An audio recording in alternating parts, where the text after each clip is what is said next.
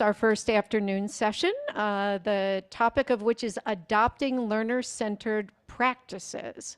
And I'm pleased to introduce the facilitator for this session, Jill Koyama. She is currently the Vice Dean for our Division of Advancing Policy Practice and Leadership in Mary Lou Fulton College. So I will turn it over to Jill to introduce our panelists. Thank you, Betty. Hello. In addition to being Vice Dean, I'm also a good typist, I've heard, from the grad students. So it is my absolute honor, and it's a true privilege for me to be introducing you or reintroducing you to Dr. Carol Dweck and Mickey Chi. Both of them, of course, Yidan laureates. They have a distinction that you were the first, Carol, and you are the most recent. So how fortunate is that? And they both are forces in the fields of education. They influence several different areas, from personalized learning to learning sciences to ed psychology. But perhaps more important than that, they have affected positively the lives of innumerable learners. And we are so fortunate to be with them today. And I'm happy to be able to be here with you. And we do know that even if we were not given this slot after lunch when everyone's full and tired, they will be so engaging that I would have volunteered for this position. Oh dear. Before we start with any formal introductions, I'd like them just to tell you about how they know each other, please. Mickey, where was it that we first met? We first met, and the only time we've met was 1975 at University of Illinois. I was interviewing for a postdoc, and Ann Brown, the late Ann Brown, said, "You must come and meet Carol Dweck. She's a faculty there." And that was the first and last time I've met Carol. Wait a minute. Wait a minute. At least I think. Wait a minute. Does that mean we know each other 50 years? Yes, we just gave it away. We've both worked more than 50 years. 50 in my case, maybe a little bit more for Of her. course, she was interviewing for a postdoc when she was 3 years old. I know. Mickey, what else do we have in common? And we have one other very interesting thing in common, which probably doesn't happen to many people. She served on my daughter's dissertation committee at Stanford. I said to Kathy, "You have to get her on your committee." So that's another way we link together. But aside from that, our paths haven't crossed. I mean, I'm very aware of Carol's work, of course. Very aware of her work. But our paths didn't cross because we don't go to the same conferences. And thank you both. And I believe said daughter is right there in front row. Yeah.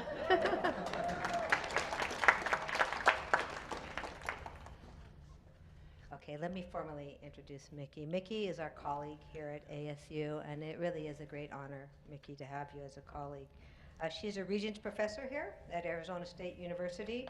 She received her mathematics undergraduate degree and cognitive development psychology graduate degree, both from Carnegie Mellon University, where she was mentored by Nobel laureate in economics, the late Professor Herbert Simon. We could use him now. Professor Chi is an internationally prominent scholar studying how students learn and how to enhance deeper understanding of rich content materials taught in schools. Her current influential theory of active learning, called ICAP, which you will get a chance to see soon, was developed by integrating her understanding of the cognitive processes of learning and her identification of a need in practice, namely, how to facilitate teachers' implementation of active learning. Wow, okay.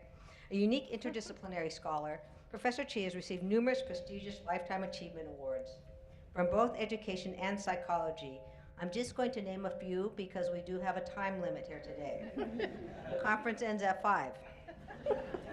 Some of these include the Rumelhart Prize for Cognitive Science, the McGraw Prize in Education, the Distinguished Contributions to Research Award from both the American Psychological Association as well as American Educational Research Association. One was not enough, Mickey. She was elected to the National Academy of Education and the American Academy of Arts and Sciences. With support from Yidan Prize, she has recently established the ICAP Center for Teaching and Learning with our college. Mickey?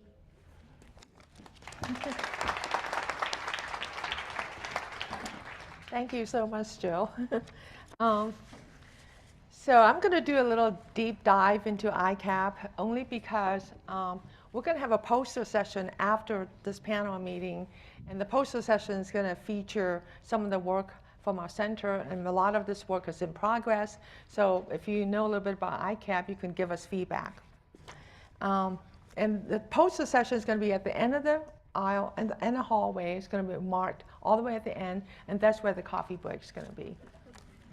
So that'll make you want to go. Okay. Okay, what I'm going to talk about today is ICAP, how it can improve STEM instruction in both the college level and, in fact, at K-12. But I'm going to initially focus on STEM instruction for the college level just because the need is so great there. And what I mean by the need is so great is that there's 48% attrition rate from a STEM majors to non-STEM majors. And once you drop out of STEM, you never re-enter STEM again. So that's a very serious problem. So the panel topic is about how we can have more student-centered approach to teaching. And one interpretation of that that's been around since 1993 is that instructor should not be a sage on the stage, which is typically implemented as instructor lecturing, which in the practice world, they call that passive learning. Instead, instructor should be a guide on the side, and that is typically implemented in college classroom as group work, and that's referred to as active learning. That's in quotes. That refers to how they're implementing it. However, the challenge is for both group work, how else should instructors and teachers guide students to achieve active learning? And how should group work be implemented? That's the real question that we need to answer. So to answer that, instructors need to know what other active learning behaviors are there and how effective are they for learning. So those are the questions we're trying to answer.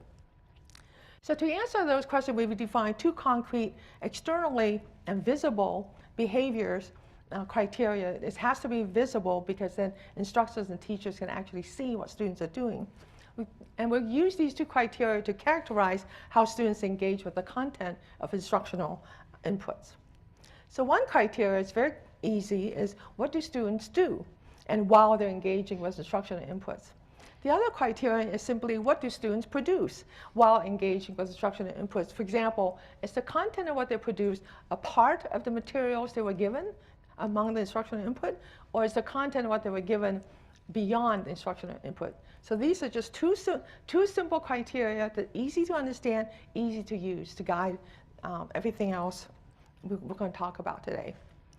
So let's see how these two criteria, defining what students do and produce, characterize the common sense student behaviors of passive learning and group work. So on the left, passive learning is doing by paying attention and producing nothing while engaged with instructional input.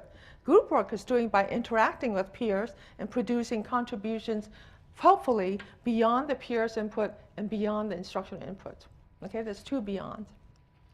So we call this, because we're referring to what the students are doing, as a passive mode, and the other one as an interactive mode. So that refers to what the students are doing. Okay, the main thing I want you to notice is that what we're talking about is engaged instruction. That is, students are engaged, and there's different ways that they're engaged. What we're not talking about is disengaged with instruction. So the way to, when students are not engaged, the way to promote engagement might be through motivation, interest, games, and so on. We're not talking about moving from disengaged to engaged, but within engaged, we're talking about the different kinds. So let's see how that criteria plays out for some other things. So for passive mode, which is characterized by paying attention, you have examples of students watching instructional video and they produce nothing.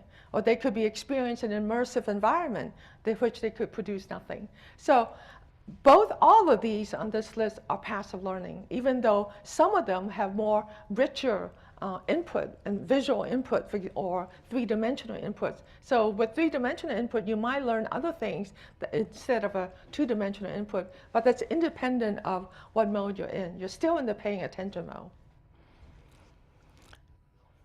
So what about interactive learning using the criterion? What do you produce and what do you do? Well, what you do in interaction is you share, you talk and take turns with your peer. You share and point to different information, so you engage with the content that way. And what do you produce? Ideally extends beyond the inputs and beyond the other person's contributions. And so potentially, when you actually dialogue that way, your output could be very creative. So what we mean by creative in this particular sense is that you're producing something in collaboration that you could not produce alone, that neither of you could have produced alone. That's because you're building on their generations. Okay, so some example is debating an issue with a peer, and what you're producing is arguments of pros and cons, challenges, and so on. Or you're doing peer tutoring, and what you're producing is dialogues, explanations, feedback to each other, and so forth.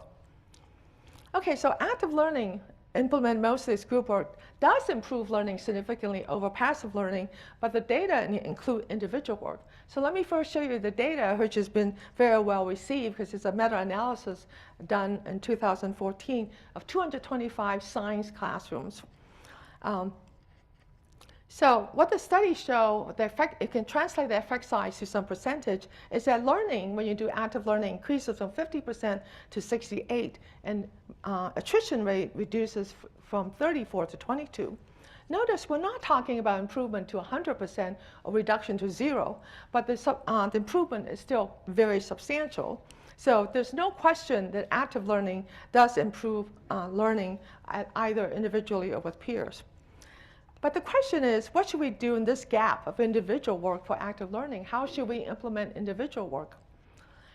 So we can use the same two criteria again and characterize what students do and produce individually while engaging with instructional inputs. And we came up with two different other modes. One is students could be manipulating on the left selected parts of the instructional materials within the instructional inputs. And I'll give an example in a minute. Or you could be generating additional information beyond instructional input, and we call that the constructive mode. So one is active, one is constructive. So let's look at some other examples again. For the active mode, we're talking about manipulating instructional input. So you could be choosing one from multiple options using clickers, and you're choosing one choice among the four that's given to you. Or you could be highlighting or underlining, then the sentences you produce are already in the instructional input. See, it's very easy to tell. You could be ranking a set of given events by selecting each event based on its importance, World War II, let's say. And the events already exist, are given, and their importance is recalled from memory. So if something's recalled from memory, that means it was already put there earlier. Okay, and here's, let's go to the example of constructive modes. That's when you're generating additional information beyond the information given. So for example, if you're doing comparing, contrasting, a very successful and powerful strategy, what you're doing is you're asking the student to produce similarities and differences, which was not given in the instructional input. Similarly, if you're asking a question, the question tends not to have been asked already. So you can see this definition seems to apply very clearly and easily to the discrimination we're making among the different ways that students engage. So now with these four differentiated modes of engagement, instructors need to know how or which mode is better for learning than another mode, right? They need to know which one's better than which one should they implement. Unfortunately, learning and engaging are two very distinct constructs. Learning refers to cognitive processes, which of adding new information, reorganizing, expanding, and so on. And these cognitive processes are covert, internal. Teachers can't see them, they're invisible. They're multiple cognitive processes, and they occur rapidly. So it's very hard to pinpoint them in real time. Engaging, on the other hand, is behavior with engaging with instructional input. It's overt, external, teachers can see them. There's few discrete behaviors, we just identify four, and the same behavior can persist. So they're very different. So for these two constructs, the challenge is how can one construct, such as the external one that we can use by teachers, be a proxy, or represent the multitude of internal, invisible learning processes? I mean, how can we match the two together? So to do that, what we do is simply align by assuming what key processes might occur for each of these modes. And I've just made some assumptions. And based on that assumption, you can derive a hypothesis that learning actually improves from the passive to the active to the constructive to the interactive, or what we reverse it and it's called ICAP. That is, the interactive mode is actually better than constructive and better than active and so on. There's a corollary to this hypothesis. The corollary is that actually there's a sort of a break between the active and the constructive mode. So the break implies that for active mode, you really just garner shallow understanding. But for the constructive mode and beyond, you actually get promote deeper understanding. So this is obviously really critical for learning STEM concepts, because you really want to get deep understanding. So you really want to promote constructive mode of learning. So the kind of our hypothesis projects the kind of data that we should get. And this is a data that was done in our own lab, because we compare all 4 conditions. That is, we can have students either being passive, they just read, or they underline, which is active, they explain, which is constructive, or they discuss, which is interactive. And this is in the context of learning engineering concepts at ASU. Because it's a lab study, we're assigning students to each random assignment to all the conditions. So what you want to notice is that, not surprisingly, the blue line is a pre-test. They all had the same test. They all performed similarly. There was no difference at all. And what you will see is that for each condition, they did learn. The gain from pre-test to post-test was significant for every condition. However, the gains were significantly different across conditions. So that's what I mean about you can learn by being passive, but look how much more you learn by being interactive and constructive. So besides this evidence, which actually came after our theory was written up, there's lots, thousands, hundreds and thousands of evidence, studies in the laboratory that show usually pairwise comparisons. They might compare active with the passive, constructive with the passive. In fact, a lot of results that you see in the literature that promotes, you might actually say, why are a lot of active strategies promoted in the literature when constructive is better? Well, that's because all these studies that showing active was better was compared with passive. But if you compare it to constructive, which they never do, then it's not as good. Those data are harder to come by. And the other thing to notice is that even I'm saying constructive is just by generative is good. You don't have to give feedback. You could benefit just by being generative without feedback, which is really important for online learning, because often we cannot get feedback. So now that teachers know how learning happens, that students can engage with instruction in 4 different modes with differential learning outcome, what should instructors do? Well, basically, what we propose is that they should upgrade the mode of instruction. They should improve passive instruction. They should elicit mostly constructive mode instead of active. They should improve, most importantly, how group work is implemented, that we'll talk about later. So upgrade just means that it should permeate all aspects of instruction to the extent that's possible. And it requires intentional elicitation by the instructor. I'm going to show you 4 examples of upgrades. The first example is if you have a lot of classroom, a college classroom now is doing flipped classroom, so you assign homework before students come to class. But instead of assigning students just to watch a video lecture, which ICAP mode is that? Passive. Or even people think they're doing so much better by asking students to respond to knowledge check questions. Well, that's only active. So instead of doing that, you need to assign an assignment to the constructive mode using direct elicitation. Simple things like insert pauses in the video, request students to ask questions, not you ask them questions, no, they should ask you questions. Insert prompts for annotation, comments within a chapter. Ask students reflective questions like, what is the muddiest point? There's lots of evidence showing that's effective, rather than knowledge check questions, for example. Okay, second example. Teachers should ask constructive instead of active questions in class discussion, let's say. So the mode of question is determined by the content using the same 2 criteria, whether the answer you are seeking is within or beyond the instructional inputs.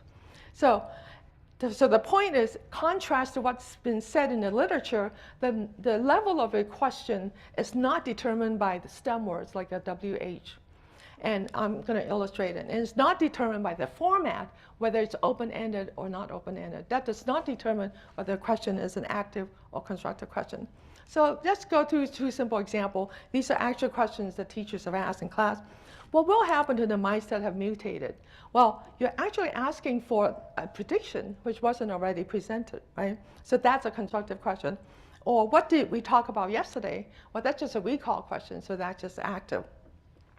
And same with the two on the bottom. What it illustrates is that it's not depending on the STEM question whether it's a WH word. Similarly, instructors should create constructive assessment questions, and we won't get into a lot about assessment questions right now, but basically asking students to provide answers with information beyond the inputs and beyond the original input. So for example, you need to upgrade from the active on the match on the left. Instead of saying match the list of dates to the list of events on your worksheet because it's all given, you should say propose the conditions for each event to happen on those days. Or for the third one, using the appropriate equations that we have provided, instead of just say solve for x, you say using the equation we've provided, explain why this occurs for a system containing ideal gases. This is the question I took for my son's test, actually. Notice that the meaning of the verbs alone can tell you whether you're creating active questions or constructive questions. We've actually collected 70 verbs for each of these categories that we can use as a guide, give teachers as a guide to use. Okay, implementation, and this is an important point, of group work in the interactive mode is often flawed. So with the flaw, interactive is only effective compared to constructive about 20% of the time, because accidentally could have been done well. So the flaw is overlooked because group work is at minimum active, right? Because you're interacting, talking. So it's better for learning when compared to passive, and that's what everybody compares it to, passive. So there's two distinct sets of flaws. That's what we need to notice. One is that teachers recognize behavioral flaws and how to work together. For example, teachers know that one person dominates, diet works in parallels, they're not really interacting, or they divide and conquer. What we're proposing using ICAP instead, you need to look at the dialogue flaws and how peers talk to each other, not just their interaction and behavior. They need to co-generate, that is, generate beyond what the peer is saying and beyond what the instruction is saying. So they should say elaborate, explain, suggest, ask, instead of making manipulative statements such as confirmation, summarizing, repeat. So we see this in real dialogue.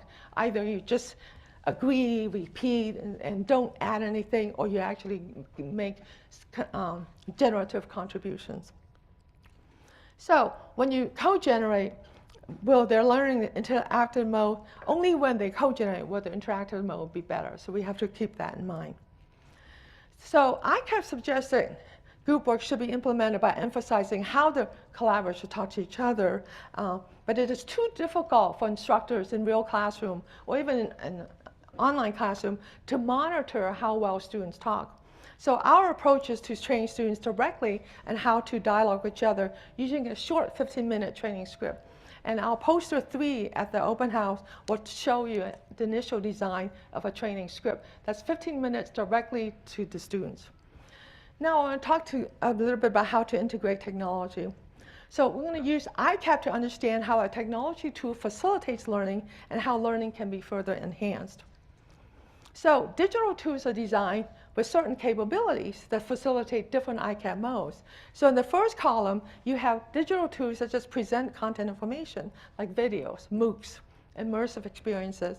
So students are just paying attention and producing nothing, so they're passive. Or it can enable hands-on three-dimensional experiences like Google Earth, where you get to measure the distances, games of virtual reality. And all you do is manipulate what's there, but you don't generate anything new. Or you could request students under constructive generate responses like tutoring system, robots, and annotation. You can create, edit, and respond. Finally, there's tools that facilitate peer interaction like Padlet, Zoom, and discussion, so people can post comment. So the work carried by one of our visiting students show that, Chiara Antonetti, show that K-12 teachers in Switzerland use predominantly two kinds of these tech tools. And to find out which two kinds they are, please see our post number 6 in the open house. Okay. For tools that are designed primarily for passive, hands-on, or presentation and hands-on student engagement, such as VR, as in Dreamscape that ASU uses, we can easily design additional constructive activities outside of the VR to enhance learning. So one of our posters is going to do a study, look at the implementing VR, Dreamscape VR study. That's poster 5. So our overall goal is to translate ICAP and disseminate its guidelines via in-person workshop initially or webinars so that allow us to evaluate our workshop in a very rigorous 6-step process. The rigorous 6-step process are, did the instructors understand? Was their upgrades accurate? Was the dosage sufficient? Did they implement it properly? Was the assessment questions constructive? And did students' learning improve? So it's really hard to make sure that all these 6 steps, that your workshop really makes hit all these 6 steps. Ultimately, so to find out what kind of challenges we've encountered, you can visit poster 3. Ultimately, our goal is to develop standalone AI ICAP tutor. And to find out our preliminary version, you can look at our poster number 2. We have an AI tutor for ICAP. And then ultimately, of course, I want to write a handbook or manual, but that's forthcoming. So final thoughts. ICAP was created to explain how students engage with instruction content to learn. ICAP, however, can be applied to non-learning contexts, such as judging the level of public participation in civic engagement. This is such an interesting study about climate change. So for example, if a person participates basically by attending a conference, even if they attend frequently, they're still passive. Or if somebody could decide to change their individual actions, for example, they also decide to plant trees, well then they're active. However, if they in addition are willing to respond to polling and questionnaire, they're being constructive. And finally, they can participate by discussions with NGOs and so forth. Finally, understanding ICAP can also inform the layperson in general for how to interpret their everyday encounters, such as claims, alarms, and the newspaper headline. I'll just end with one example. So here's a headline from our local Arizona newspaper that says, "Screens have taken over classrooms. Even students have had enough." So it seems like a very dire concern. The bars below show how many minutes. First grade is 45 minutes all the way to the bottom. By 8th grade, they're spending over 2 hours. But it's not nearly as alarming as the headline says. If you read the article, it actually gives an example where it talks about students using Chromebook to record a video explaining why they like a book. Well, that's extremely constructive, right? So just because your screen time doesn't mean that, and understanding ICAP can help you interpret a lot of these things. That's it.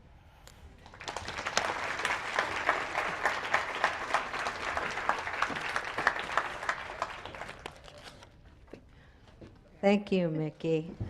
So how many of you out there who are educators now have some anxiety about your own teaching? I think you could maybe start a side gig, Mickey, therapy for teachers working with ICAP. That's poster number 8. That'd be poster number 8. Well, thank you for all of your attention. So you are externally passive, but perhaps later Mickey can explain if you were internally generative. I cannot. So you're a hard act to follow, but I do think we have a good second act here. So I want to introduce Carol Dweck. Carol is the Lewis and Virginia Eaton Professor of Psychology at Stanford University. She is one of the world's leading researchers in the field of motivation, especially in its application to learning and education. Her research is focused on the beliefs of students and teachers and what they hold about the nature of human attributes such as intelligence, and has shown the benefits that can result from viewing those attributes as malleable. Anyone heard of growth mindset? Just in case. And the growth mindset is malleable as opposed to a fixed mindset. So she also has a lot of awards here. Let me name some. She has been elected to the American Academy of Arts and Sciences and to the National Academy of Sciences, and has won, this one kills me, I had to read it 3 times, won more than a dozen lifetime achievement awards for your research. Wow, okay. Including the Distinguished Scientific Contribution Award from the American Psychological Association, the Atkinson Prize in Psychological and Cognitive Sciences from the National Academy of Sciences, and her most, according to her, cherished award, the inaugural Yidan Prize for Research and Education. Her work has wide impact. It has sparked changes in education and organizations around the world. She has been invited to address the United Nations, and her book, Mindset, which, yes, I have read and that you should sign, has been widely acclaimed and has been translated into 45 languages. Please welcome Carol Dweck. She's so funny.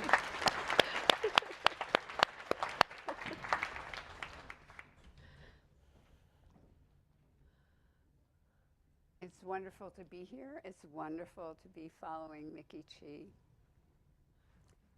My life's work has been dominated by one question, and that question has taken me out of the laboratory into the field, out of the focus on individual students, and to a focus on the classrooms and contexts that they live in. What is that question? Here it is. Why do some students embrace challenges and cope well with setbacks, while others kind of fold, crumble, shy away from challenges and setbacks? And really, for me, this question is the part of the meaning of life. It's why some people fulfill their potential and other people with even possibly equal ability do not. Now, when you look at infants, you wouldn't ask this question. Infants are insatiably curious, they love challenges, and they persist and persist in order to master those challenges. Here's another. And here is a picture that a colleague sent me of her young infant nephew who turned on a computer for the first time.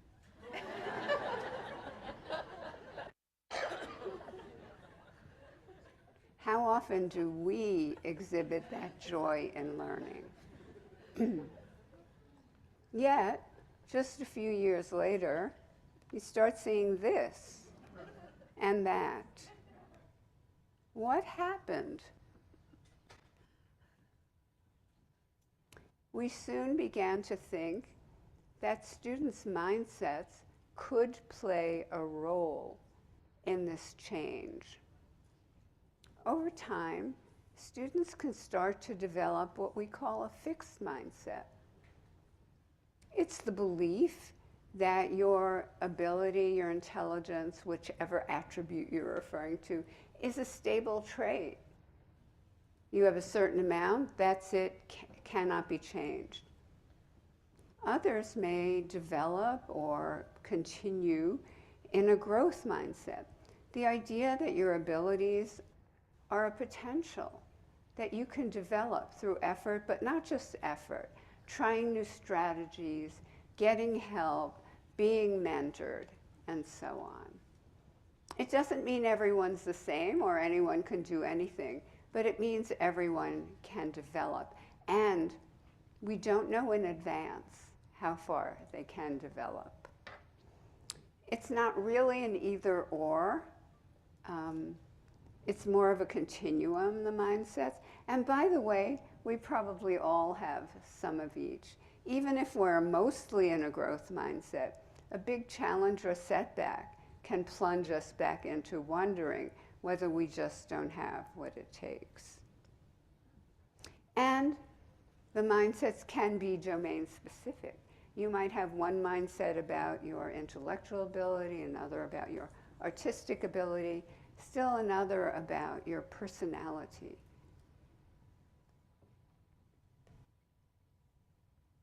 How does one belief have any impact on students' behavior and even long-term achievement? Well, the mindsets, each mindset creates kind of a different world a different psychological world, which we call the mindset meaning systems. In a fixed mindset, a challenge is a cause for anxiety. You may reveal yourself to be less smart than you want to be. You may show that to others. You may feel it yourself. In a growth mindset, a challenge is an opportunity to grow your abilities. In a fixed mindset, effort is also threatening. After all, if you were so good at this, you wouldn't have to work hard. In a growth mindset, effort is one of the tools we use to grow our ability, along with strategies and mentoring. In a fixed mindset, mistakes and setbacks are kind of the ultimate crusher. They mean you don't have what it takes. You're not good at this. In a growth mindset, the belief is that mistakes and setbacks can be plumbed for further learning. And in one study we did with hundreds of adolescents, we asked them, what would you do in this situation? You took a midterm, you studied a medium amount, you thought you did okay, but when you got your test back, you got a C. And those with more of a fixed mindset said they would conclude they were not good at this, and they would study less for the next test. Those with more of a growth mindset said they would find out what they did wrong, and they would study more for the next test. And by the way, in our mindset studies where we say manipulate mindset or measure it, these meaning system variables then mediate the effect on academic performance.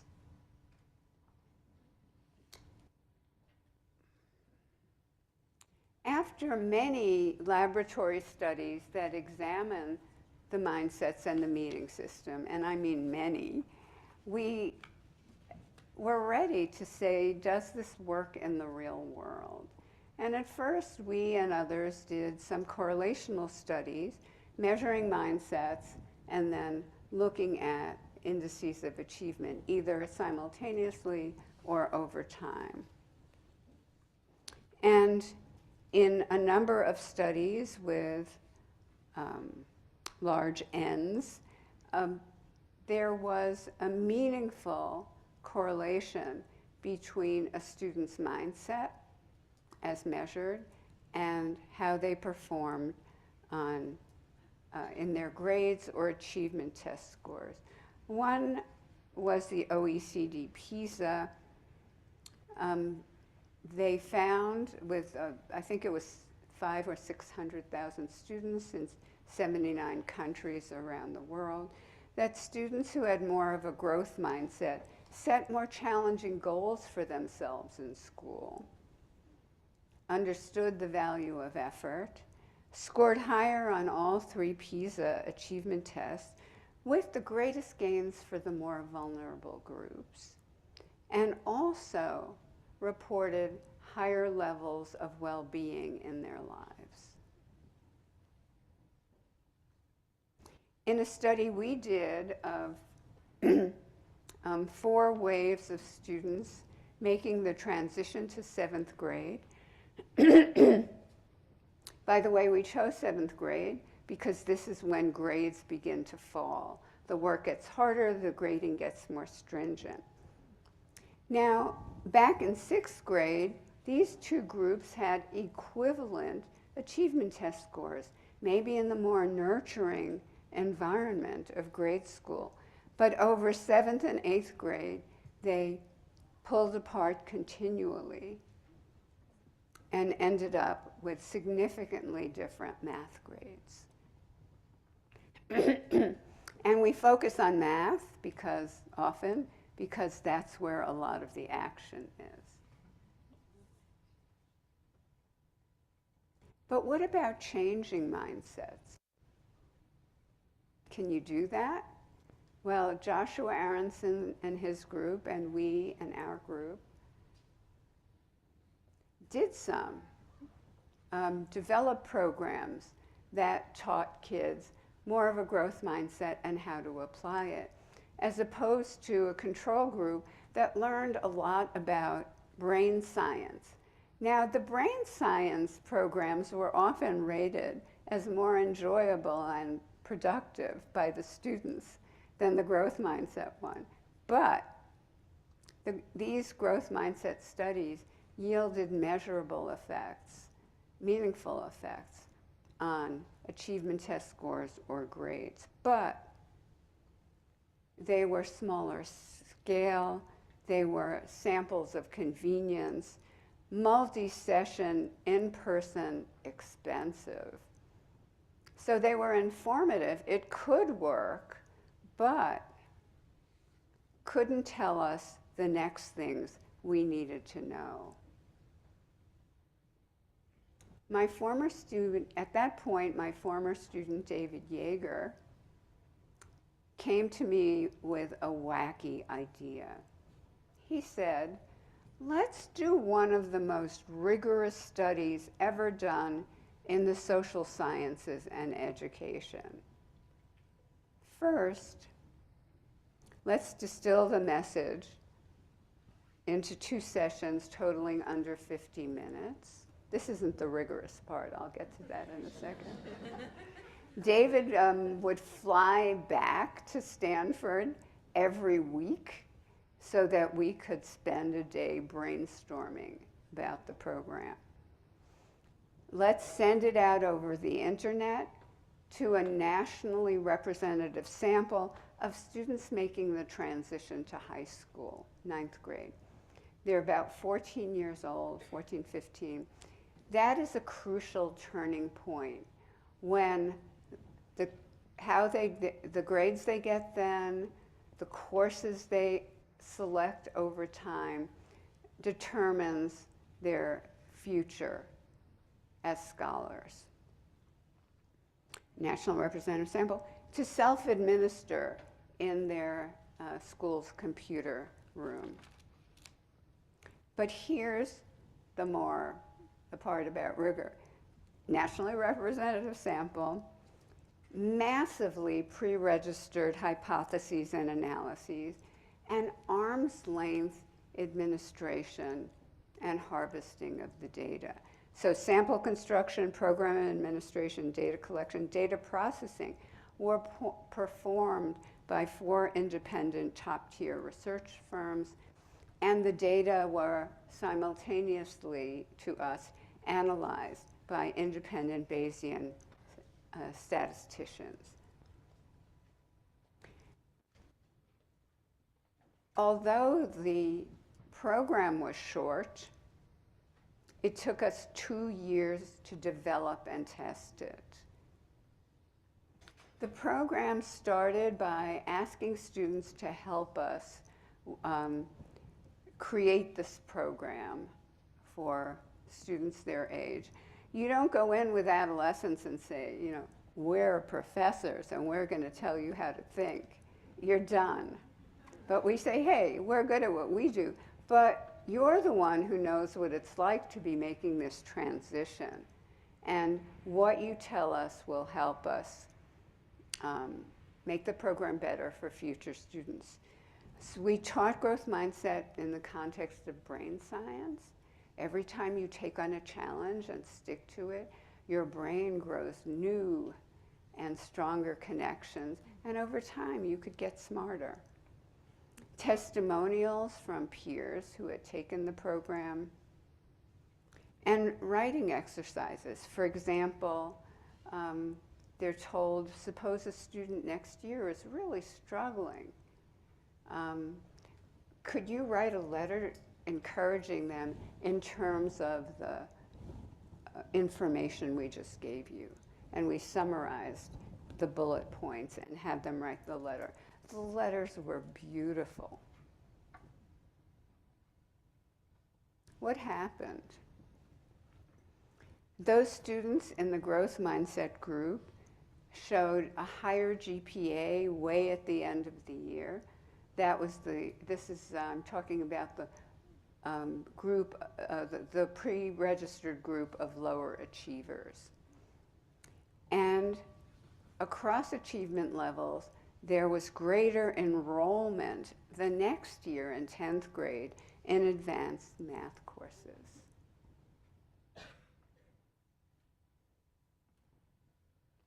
And more recently, we analyzed the data after they graduated from high school and found that more people, especially from underrepresented groups, were graduating high school with college-ready portfolios, meaning they had taken advanced courses and completed a rigorous curriculum.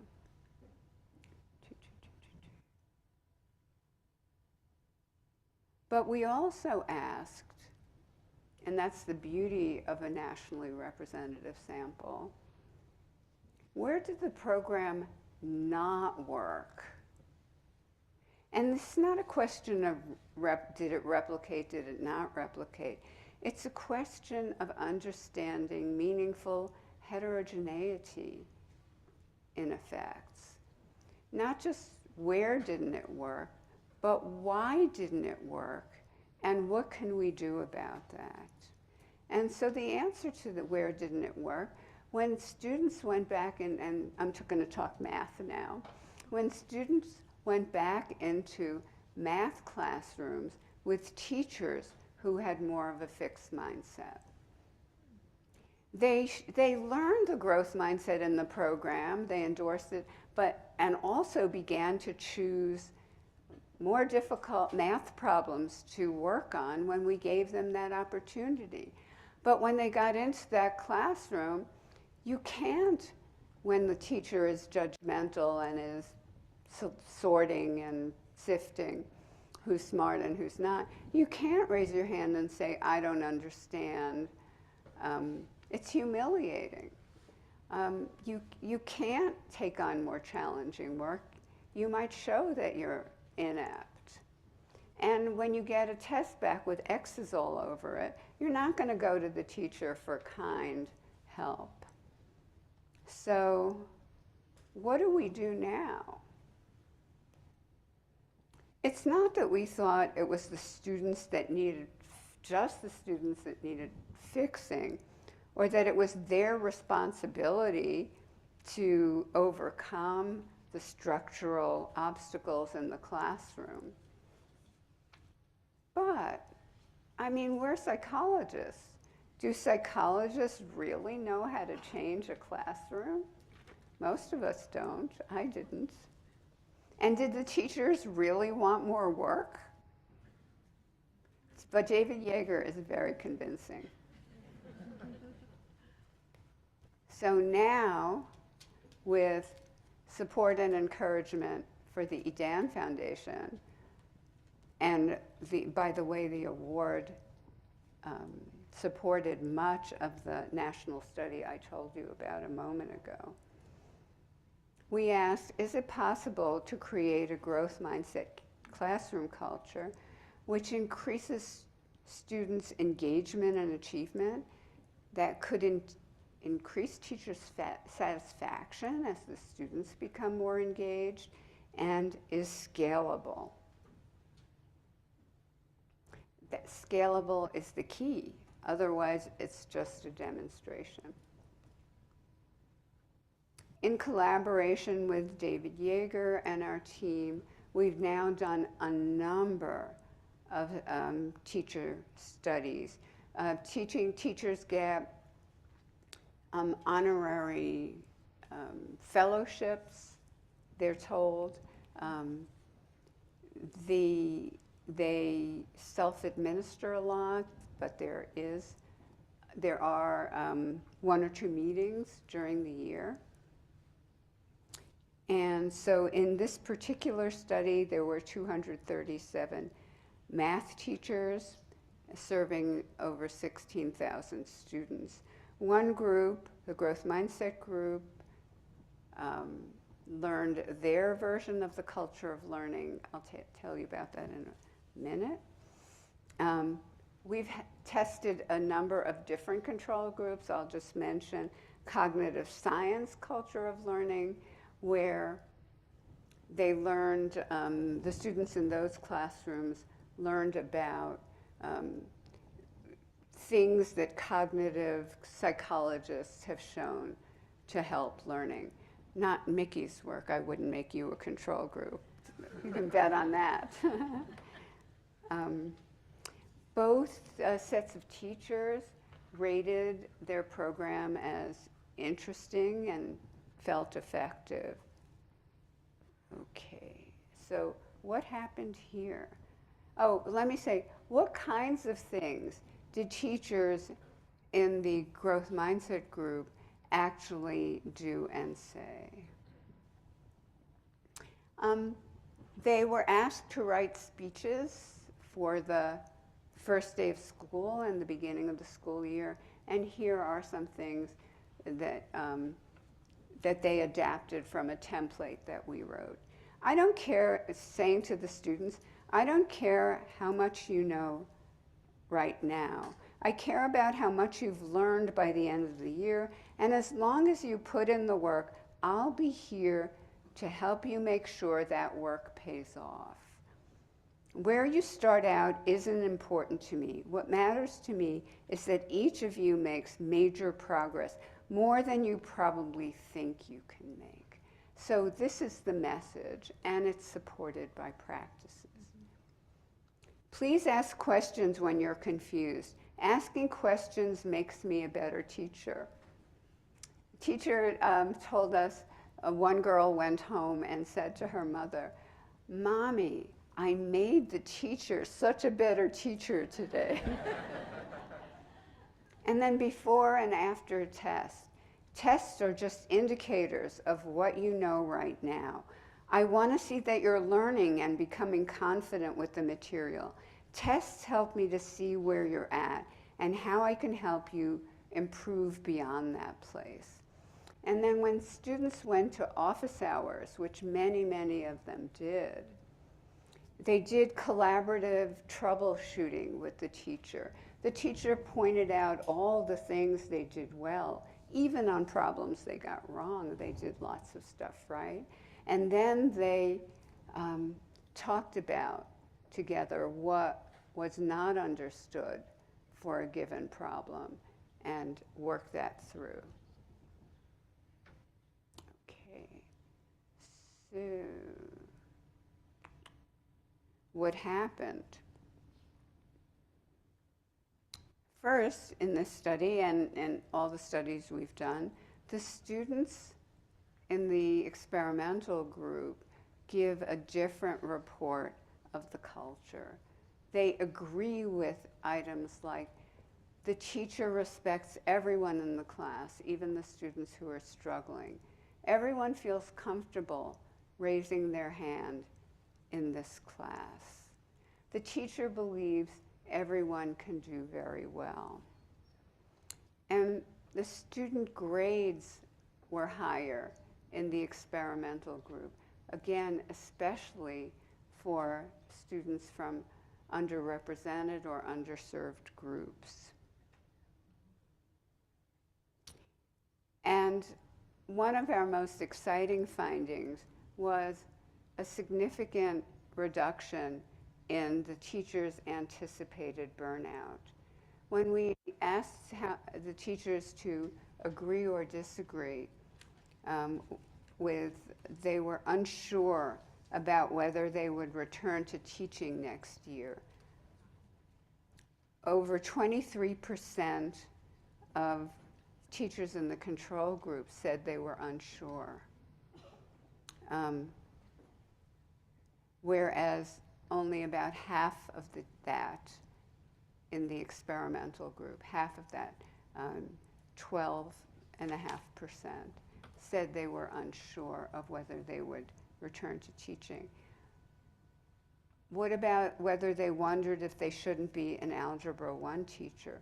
46% in the control group, 29% in the experimental group. So I'd like to close with the same picture that I opened with, a picture of the brain, underlining the importance of motivation. In fact, our new neuroscience work shows that motivational areas support and sustain engagement and performance throughout the learning process. Now, I have several secret lives.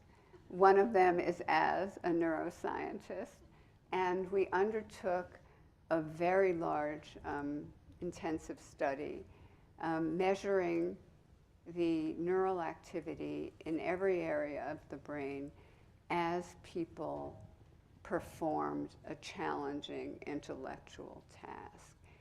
And so it's not that the motivational areas of the brain, like the amygdala or nucleus accumbens, just kind of sends emotional messages and departs, or that the prefrontal cortex is controlling them and preventing them from interfering. It's that they are actively involved in the whole learning process, interacting with the prefrontal cortex as a partner. So cognition, motivation, I think our work truly is synergistic. Thank you.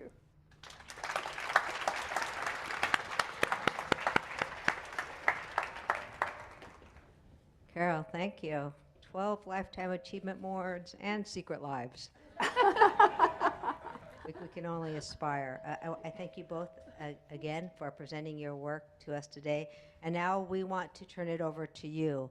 So until 3:20, if you could work at your tables, or if you're at a small table, join tables, and come up with questions that you would like to ask these two scholars. Now, put your growth mindsets on.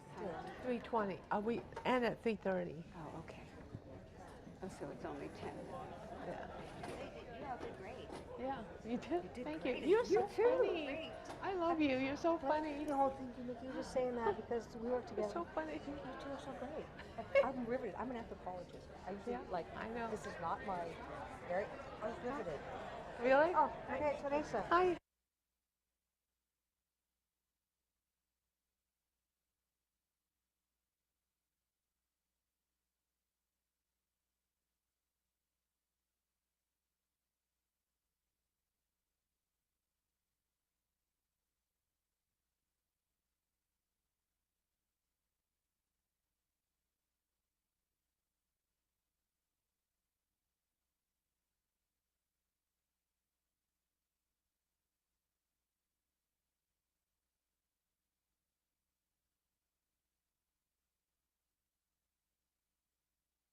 Thank you. First question, just raise your hand. We have microphones in the audience. I know a lot of you don't make me do the voluntold thing. Please, Kathleen.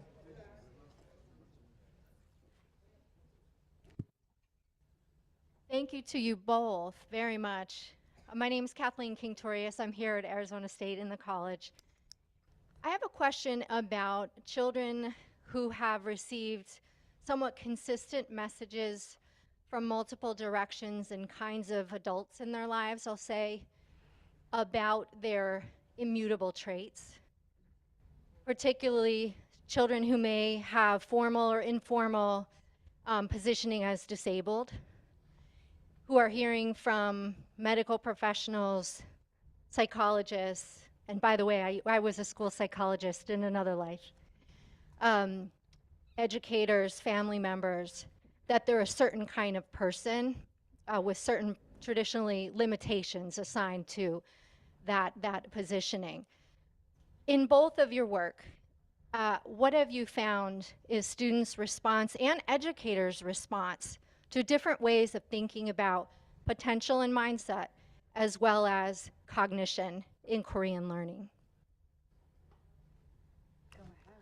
So thank you, Kathleen. Ask like a true academic. You two have that? I We might have to confer. Yes, I know. I I can't really answer that question right now, but maybe she can. Oh, I thought you would. I think it's a fascinating and important question. Parents and teachers assign positive labels to some kids, telling them how smart they are all the time, and our work shows that that can be undermining because they start avoiding hard things and giving up easily. We found even that the praise parents give to toddlers will predict their reading and math scores some years later. So, but you're raising the point that many kids who have a particular, say, condition are told that they have or are believed to have limitations that can't be overcome, and even maybe in areas that their condition doesn't leak into, they're seen as more limited. I think people often think they're doing them a favor by lowering expectations so they don't get disappointed and feel that they're failing. But I'm not familiar with programs that have tried to give more of a growth mindset to such parents and teachers. You wouldn't just want to tell them, oh, your kid can do this, that, and the other. You would need to lead them more to the kinds of teaching and scaffolding and support that would help these kids thrive. And again, I say you never know what someone's potential is beforehand. Thank you, Carol. That's the benefit of being a moderator and not a panelist. Note to you, young scholars. Another question, Heather in the back and then in the front. Okay, sorry. I'm not used to microphone.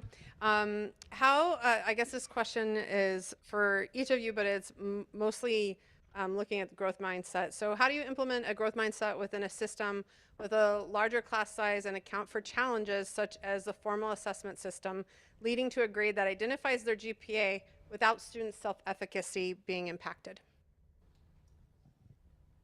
How do you institute a growth mindset program with large classrooms and what else? And then account for the fact that their GPA might be impacted by their actual grade in the class, but you don't want to impose like the system on them that is holding them back. Give them the growth mindset and not affect their self-efficacy in the long term.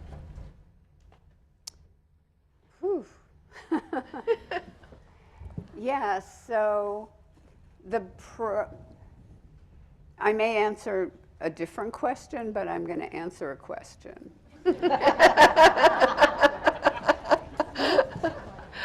I love that. Way to go. Yes. We've heard a lot today about changing the system, and Mickey's work really speaks to changing the system. We decided to do this teacher work within this old system. And hoping for the new systems, which are wonderful and would be very compatible with the culture of learning. But that's going to take a while, probably. And so in the meantime, we felt you could still create a growth mindset culture of learning with the teacher just expressing these beliefs to the students and backing that up with the practices.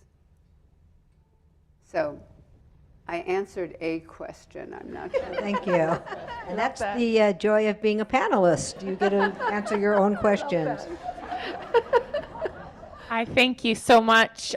Building on that a little bit more, what methods can we use to help teachers create a more growth mindset culture and use more constructive and interactive methods in their classrooms? So how do we put our work together? That's really hard. Wow, hard to answer on the fly. Go ahead. It would be fascinating to have an ICAP classroom Yeah. that also had teachers expressing confidence in children's learning ability, welcoming questions. Questions are part Yeah. of the ICAP. I think that's why I say we're so synergistic. Yeah. If we put our work together, it would be very exciting. Yeah. Hold on just a second. Is there, I mean, I don't want to be biased on this side, so is there any questions over here? Well, you're over there. You might have to. Hold on. No? You know what? I love a heckler. Give it to the heckler. Go ahead. Okay, I don't think you even need the microphone, but this heckler, yeah, Mickey was one of my dissertation advisors, so it's kind of a little unfair the kinds of questions I can ask. I'm gonna make a comment on the last thing that was just said. You know, when they said how we can combine, maybe like, okay, I guess I could do this question format. We'll do Jeopardy. So maybe one way we can answer that previous question is, what if the way we can combine it is something like inquiry-based learning, mastery-based learning, that kind of world? Because you know, I do a lot of project-based learning. We've been talking about model-based learning. There's problem-based learning, but there's certainly a lot of ways in which we can have students pursue things towards a goal that is naturally iterative, right? And I think that might maybe lend itself towards growth mindset. I'm not sure. Yes, the more students can pursue goals that they value and on which they can see progress, the more it reinforces a growth mindset. Yes. I know you agree, Mickey. You schooled him well, Mickey. Anyway, as we're coming to a close, on behalf of Mickey and Carol, I want to thank all of you for your attention and your eagerness to learn about learning. I want to put one plug in for coffee and posters and to learn more about ICAP. What room is that in, Mickey? Do you remember? Alumni room. In the alumni room. So Go get to up, the right. stretch a little bit, go to the right, and you can learn much more actively, much more constructively about Mickey's work. So again, let's give them a round of applause. Thank you. Hello? Yeah, and applause for Jill for being such a wonderful moderator. Usual. Jill, it's so funny. Okay, so as Jill said, we are now moving into an interactive ICAP poster session. So building on this last session, I encourage all of you to take what you've learned from this session and be constructivist as you interact with the posters, ask questions, create new knowledge, and adopt a growth mindset. So if you're intimidated and feeling a little nervous about what's to come, be encouraged and be positive, and again, know that you can take something away from this experience. So this break, and a reminder, please use these QR codes to post questions or comments or thoughts that we can share with Ron in his session tomorrow. Our break will be a little bit longer than usual. It's going to be 45 minutes, so you'll have plenty of time to go down, interact with a lot of the different presenters. We've got members of Mickey's team who are down there who are going to be able to be available to you and talk with you, and you'll have your coffee and snacks there. So please be back here in 45 minutes for our final session of the day, which will pull together, I think, a lot of themes and a discussion of issues related to different technologies and learning. So great way to wrap up tonight. So with that, please get up, move around, and go down to the open house.